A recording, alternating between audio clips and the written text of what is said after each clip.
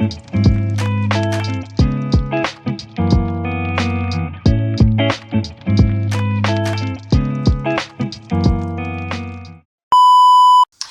up mga momshies? Welcome to the Gracies and Mommy Rafi here. And today, it's sunny here in Lebanon and it's a very common day here for the village people. Karamihan nasa mga bahay, pahinga, and later, yung iba magbababaan na ng Beirut. Yan, para kinabukasan, pasok na ulit. So it's Sunday, it's family day, karamihan. But kami, hindi, unfortunately, kasi the restaurant manager si Habibi. So, anyhow, it's kind of a lifestyle na nakasanayan na namin. Even ako. Pero kung nasa Pilipinas, yes, of course. Of course, kailangan yan. Family day yan eh. But here kasi, ganun talaga. Tsaka, yun ang karera namin talaga eh. Pagka nasa hotel ka or F&B ka, lalo ng holiday, occupied ka talaga. There will never be a chance na magkaroon ka ng time for special events like that, di ba? So, naisip ko ngayon na magluto ako ng pansit. Ngayon, kasi takam na talaga ako sa pansit.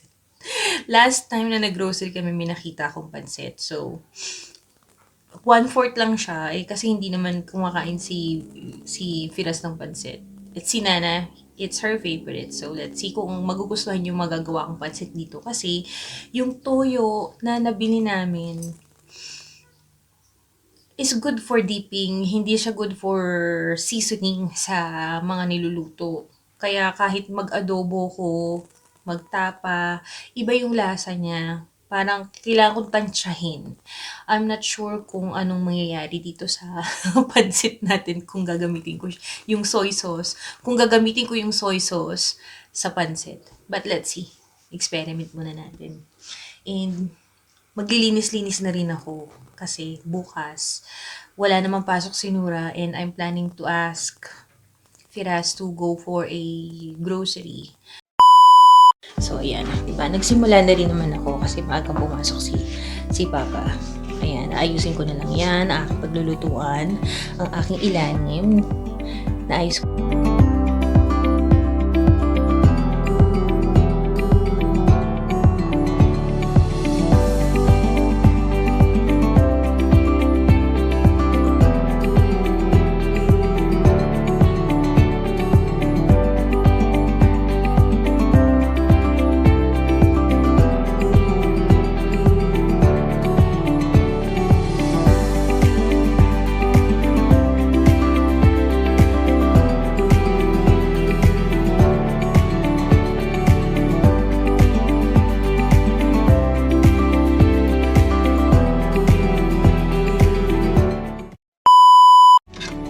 Now, let's prepare our ingredients for our pancit bihon.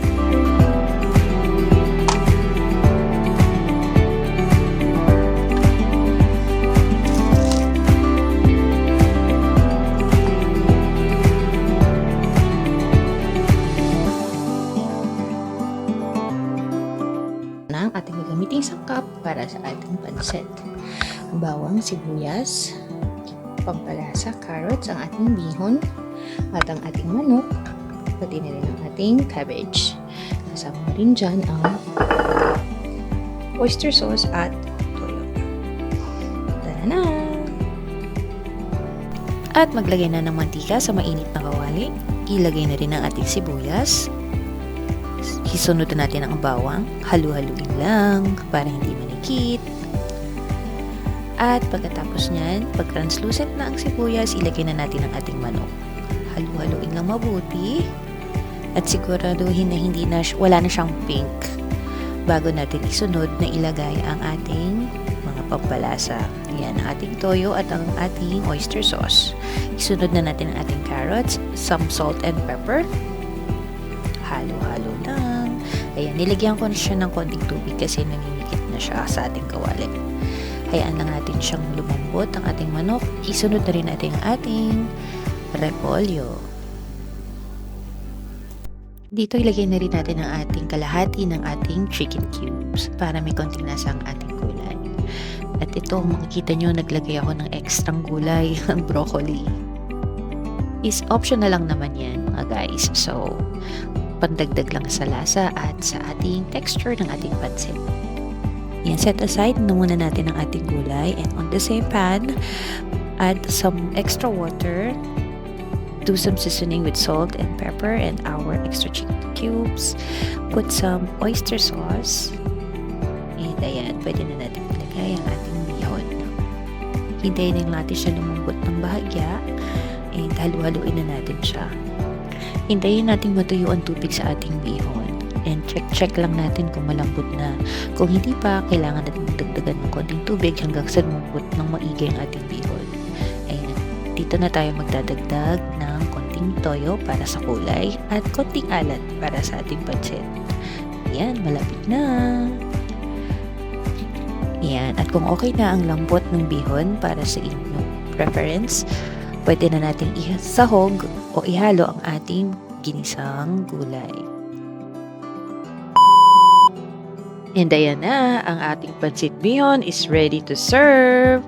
Let's enjoy! Okay, now it's time to do our taste test. Let's see kung effective ba pinagagagawa ko. Hindi ako confident sa toyo eh. Siya nga dapat naghiwalay ako, di ba? But, sige. Try na rin natin. Kain tayo.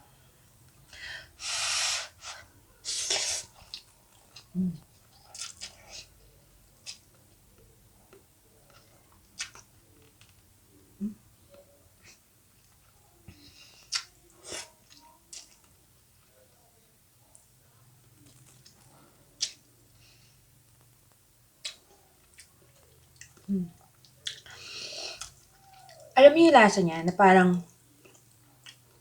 may seafoods.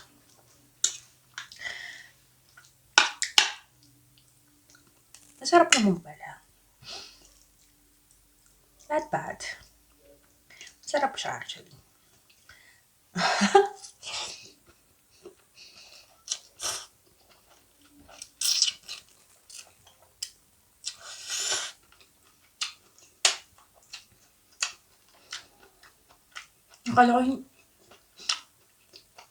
Akala ko hindi e-effect yung soya sauce, pero masarap.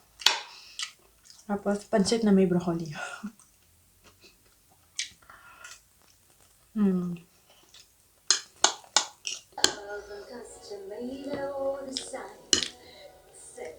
Kain.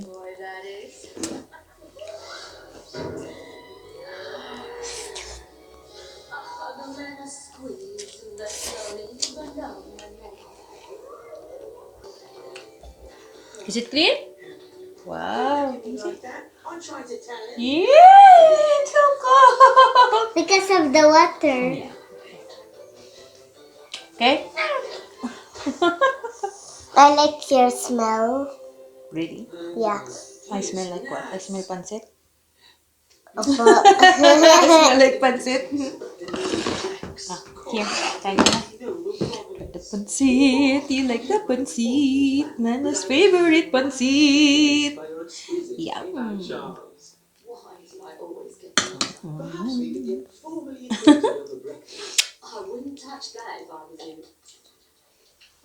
Wow. What can you say? Thank you, Mama. How's Mama's cooking? It's always good. Huh? Amazing. Thank you, baby. You like my food. Yum, baby.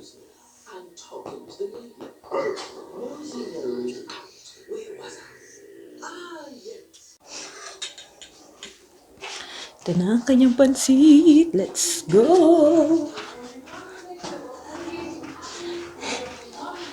Hindi na.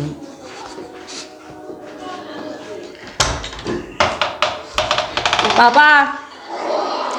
They're gone? Effie, what did you do? Wait, hold on. So, Papa, earlier we make pancit.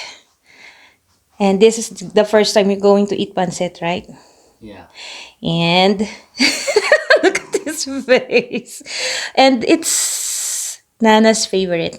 This one? Yeah, this is what she's always saying, pancit. This is your favorite, Baba? Nana, Hmm? Nana. You want me to try it? Yes.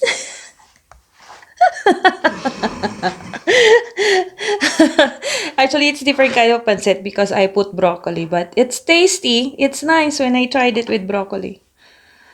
Let's see. Why? How did you buy broccoli? We don't have broccoli in Lebanon. There is.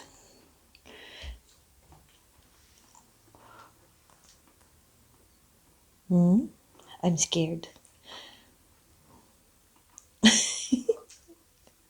So what's your verdict? It's like snails. The texture? You mean it's like slimy? It's nice. It's okay. But it's we tried. Pero hindi talaga.